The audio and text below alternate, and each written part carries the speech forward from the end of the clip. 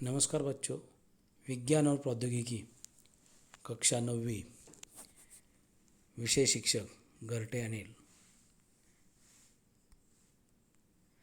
आज हम पाठ पहला गति के नियम, इसमें न्यूटन के गति संबंधी नियमों का अध्ययन आज हम करने वाले हैं। यहाँ पर ऐसा क्यों होता होगा यह आपको जानना है। स्थिर अवस्था वाली कोई वस्तु बल लगाए बिना जगह से हिलती नहीं। दूसरा जो है प्रश्न, टेबल पर रखी पुस्तक उठाने के लिए आवश्यक पर्याप्त बल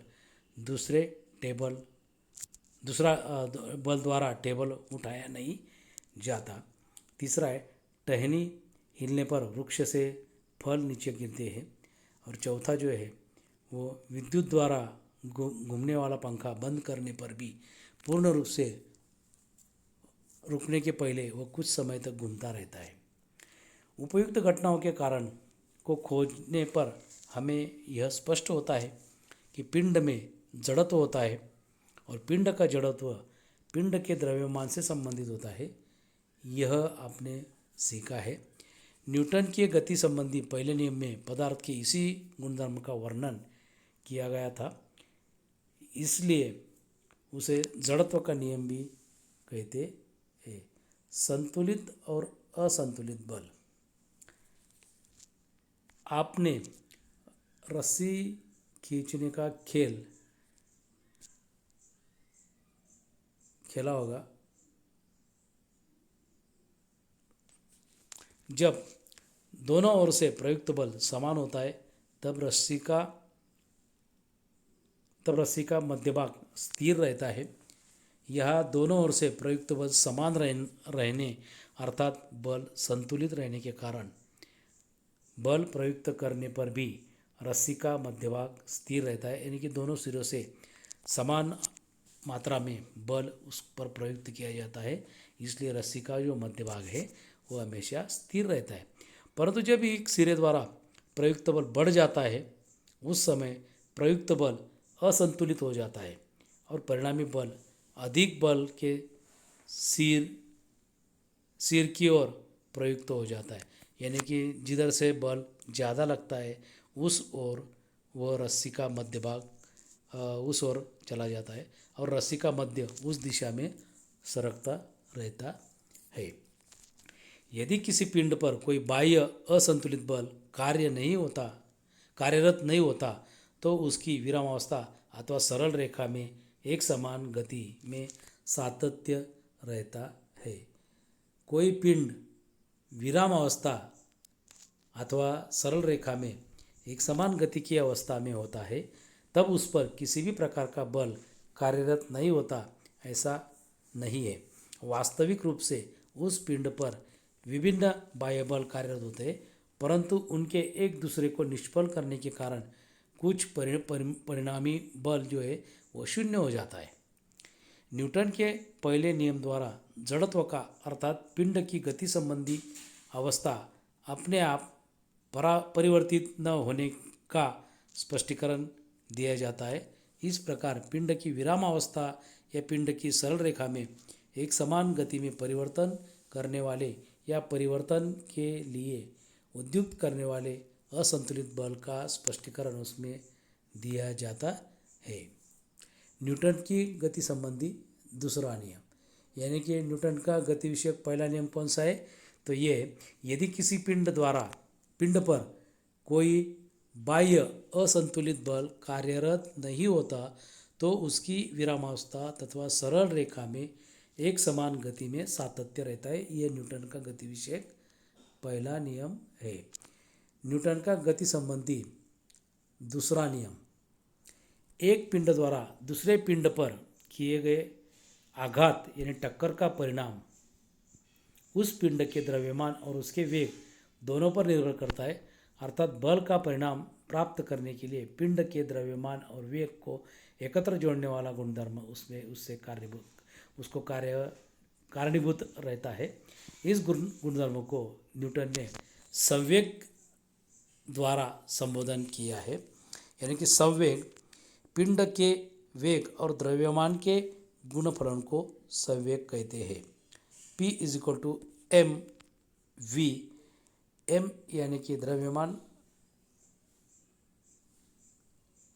और v is equal to velocity यानी कि संवेग एक सदिश राशि है। संवेग परिवर्तन की दर प्रयुक्त बल के समानुपाती होती है और संवेग का परिवर्तन बल की दिशा में होता है। ये न्यूटन का गति विषयक दूसरा नियम है। कौन सा? तो ये देखिए, संवेग परिवर्तन की दर प्रयुक्त बल के समानुपाती होती है और संवेग का परिवर्तन बल की दिशा में होता है। ये न्यूटन का गति विषयक दूसरा नियम। माना द्रव्यमान यम का एक पिंड के प्रारंभिक वेग u से जाते समय उसकी गति की दिशा में बल F प्रयुक्त करने से समय t के पश्चात पिंड का वेग v हो जाता है। पिंड का प्रारंभिक वेग यानी कि संवेग रहता है mu।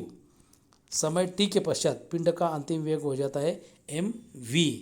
यानी कि इस तरह से संवेग परिवर्तन की दर बराबर संवेग में होने वाला परिवर्तन बटा समय, यानी कि संवेग परिवर्तन की दर is equal to M V minus M U upon T is equal to M bracket V minus U upon T is equal to M A. यानी कि न्यूटन के गति संबंधी दूसरे नियम के अनुसार संवेग परिवर्तन की दर प्रयुक्त बल के समानुपाती होती है, यानी कि एम ए समानुपात एफ। दो विभिन्न द्रव्यमानों तथा प्रारंभ में विराम अवस्था में स्थित दो पिंडों का विचार कीजिए। दोनों का प्रारंभिक संवेग शून्य होता है।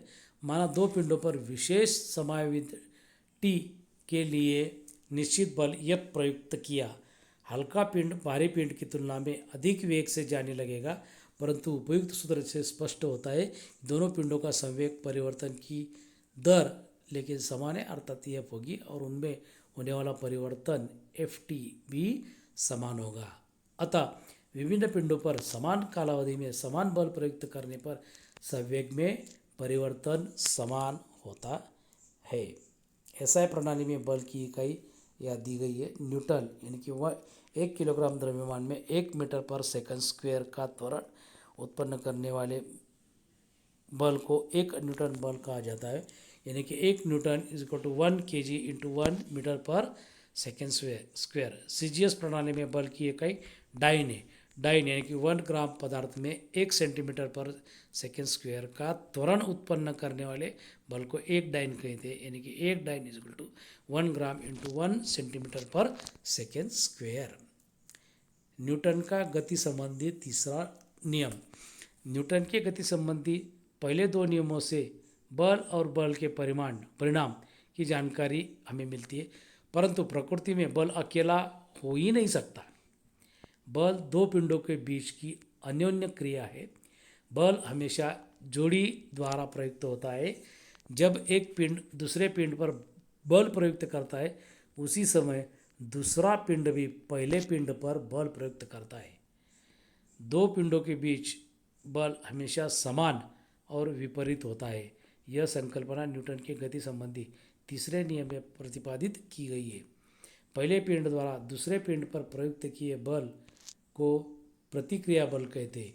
यानी कि इससे न्यूटन का गति विषयक तीसरा नियम जो है वो इस प्रकार है, प्रत्येक क्रिया बल के लिए समान परिमाण वाले और उसी समय प्रयुक्त होने वाले प्रतिक्रिया बल का अस्तित्व होता है और उनकी दिशा परस्पर विपरीत होती है। क्रिया और प्रतिक्रिया ये बल स्पष्ट करने वाली बात यह है, ये बल जोड़ी द्वारा ही प्रयुक्त होते हैं। बल स्वतंत्र रूप से कभी भी अस्तित्व में नहीं रहता। क्रिया बल और प्रतिक्रिया बल एक ही समय कार्यरत होता है। क्रिया और प्रतिक्रिया बल विभिन्न पिंडों पर प्रयुक्त होता है, वे एक ही पिंड पर प्रयुक्त नहीं होता। इस कारण ये बल एक दूसरे का प्रभाव नष्ट नहीं कर सकते।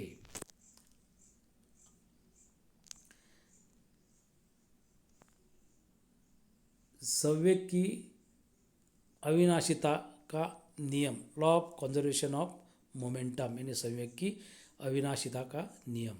माना पिंड ए का द्रव्यमान m1 तथा उसका प्रारंभिक वेग u1 है। इसी प्रकार पिंड बी का द्रव्यमान m2 तथा उसका प्रारंभिक वेग U2 है। संवेग के सूत्र के अनुसार पिंड ए का प्रारंभिक वेग m1 u1 और b का प्रारंभिक वेग m2 u2 है।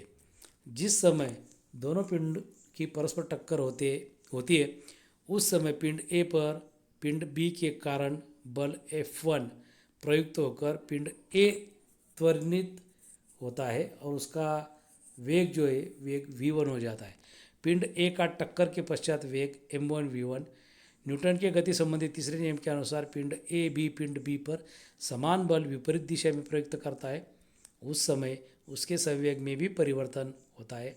माना उसका वेग v2 हो जाता है तो पिंड बी का टक्कर के पश्चात संवेग m2 v2। यदि पिंड बी पर बल F2 प्रयुक्त होता है तो F2 is equal to minus F1, यानी कि M2 A2 is equal to minus M1 A1। इसी तरह F is equal to MA। अभी इसमें कुल अंतिम संवेग का परिणाम इज इक्वल टू कुल प्रारंभिक वेग का परिणाम। अतः यदि दो पिंडों पर बाह्य बल कार्यरत न हो तो उनका प्रारंभिक वेग और अंतिम वेग समान होता है।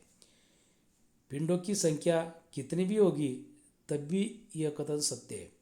दो पिंडों की अन्योन्य क्रिया होते समय यदि उन पर कोई बाह्य बल कार्यरत न हो तो उनका कुल संवेग स्थिर रहता है, वह बदलता नहीं।